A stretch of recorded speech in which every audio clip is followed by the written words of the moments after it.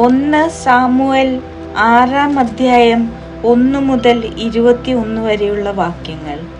പേടകം തിരിച്ചെത്തുന്നു. കർത്താവിന്റെ പേടകം 7 മാസം ഫിലിസ്ത്യരുടെ രാജ്യത്തായിരുന്നു. ഫിലിസ്ത്യർ പുരോഹിതന്മാരെയും ജ്യോത്സ്യന്മാരെയും വിളിച്ചു വരുത്തി ചോദിച്ചു, കർത്താവിന്റെ പേടകം നാം എന്തു ചെയ്യണം? പൂർവസ്ഥാനത്തേക്ക് തിരിച്ചയക്കുമ്പോൾ അതോടൊപ്പം നാം എന്താണ് കൊടുത്തയക്കേണ്ടത്? അവർ പറഞ്ഞു, ഇസ്രായേലിയരുടെ ദൈവത്തിന്റെ പേടകം തിരിച്ചയക്കുന്നത് വെറും കൈയോടെ ആകരുത്. ഒരു പ്രായശ്ചിത്ത ബലിക്കുള്ള വസ്തുക്കൾ തീർച്ചയായും കൊടുത്തയക്കണം. അപ്പോൾ നിങ്ങൾ സുഖം പ്രാപിക്കുകയും അവിടുത്തെ കരം നിങ്ങളിൽ നിന്ന് പിൻവലിക്കാഞ്ഞതിന്റെ കാരണം മനസ്സിലാക്കുകയും ചെയ്യും. എന്ത് വസ്തുവാണ് പ്രായശ്ചിത്ത ബലിക്ക് ഞങ്ങൾ അവിടത്തേക്ക് അർപ്പിക്കേണ്ടത് എന്ന് ഫിലിസ്ത്യർ ചോദിച്ചു. അവർ പറഞ്ഞു, ഫിലിസ്ത്യ പ്രഭുക്കന്മാരുടെ സംഖ്യ അനുസരിച്ച് സ്വർണ്ണ നിർമ്മിതമായ 5 കുരുക്കളും 5 എലികളുമാകട്ടെ. കാരണം നിങ്ങൾക്കും നിങ്ങളുടെ പ്രഭുക്കന്മാർക്കും ഒരേ ബാധ തന്നെയാണല്ലോ ഉണ്ടായത്.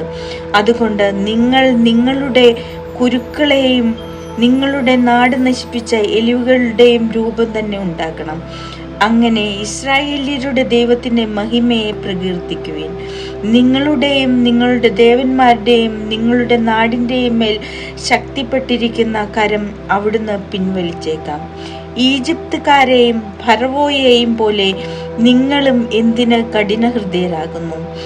അവിടുന്ന് അവരെ പരിഹാസപാത്രമാക്കിയതിന് ശേഷമല്ലേ നാട് വിടാൻ ഈജിപ്തുകാർ ഇസ്രായേലിയരെ അനുവദിച്ചതും അവർ പോയതും? അതുകൊണ്ട് നിങ്ങൾ ഒരു പുതിയ വണ്ടി ഉണ്ടാക്കി ഒരിക്കലും നുകം വെച്ചിട്ടില്ലാത്ത 2 കറവ പശുക്കളെ കെട്ടുവിൻ. അവയുടെ കുട്ടികൾ വീട്ടിൽ നിന്ന് കൊള്ളട്ടെ. കർത്താവിന്റെ പേടകമെടുത്ത് വണ്ടിയിൽ വെക്കുക. പ്രായശ്ചിത്ത ബലിക്ക് നിങ്ങൾ തയ്യാറാക്കിയ സ്വർണ്ണയുരുപ്പടികൾ പെട്ടിക്കുള്ളിലാക്കി അതിൻ്റെ ഒരു വശത്ത് വെക്കുവിൻ. നിങ്ങൾ നിരീക്ഷിച്ചുകൊണ്ടിരിക്കുവിൻ.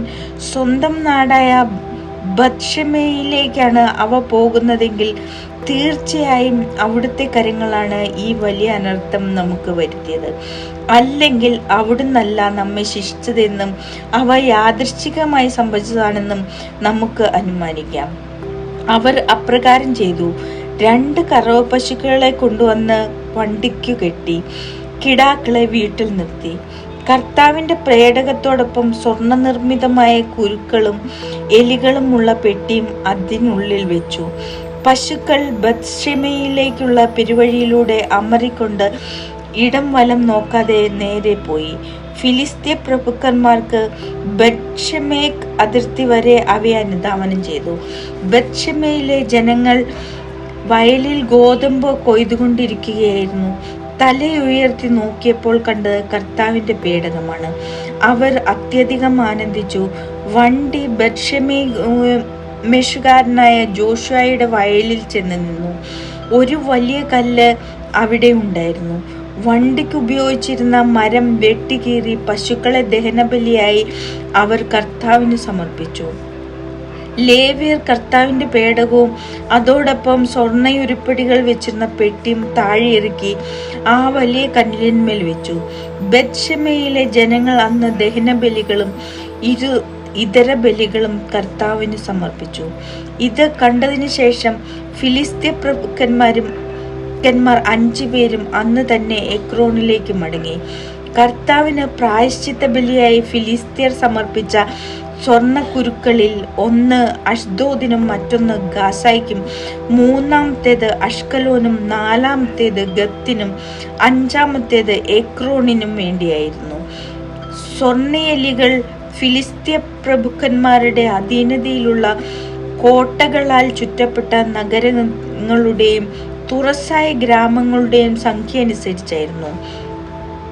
കർത്താവിന്റെ പേടകം ഇറക്കി വെച്ച ആ വലിയ കല്ല് ആ സംഭവത്തിനു സാക്ഷിയായി ഇന്നും ബത്ശെമേശുകാരനായ ജോഷുവയുടെ വയലിലുണ്ട്.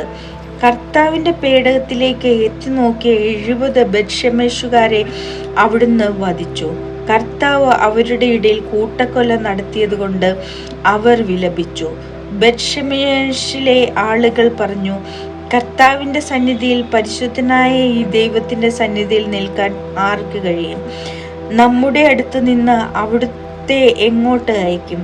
അവർ ദൂതന്മാരെ കിരിയാത്തയമാറിലെ ജനങ്ങളുടെ അടുത്തയച്ചു പറഞ്ഞു, കർത്താവിൻ്റെ പേടകം ഫിലിസ്തീർ തിരിച്ചയച്ചിരിക്കുന്നു, നിങ്ങൾ വന്ന് ഏറ്റെടുത്തുകൊള്ളുവിൻ.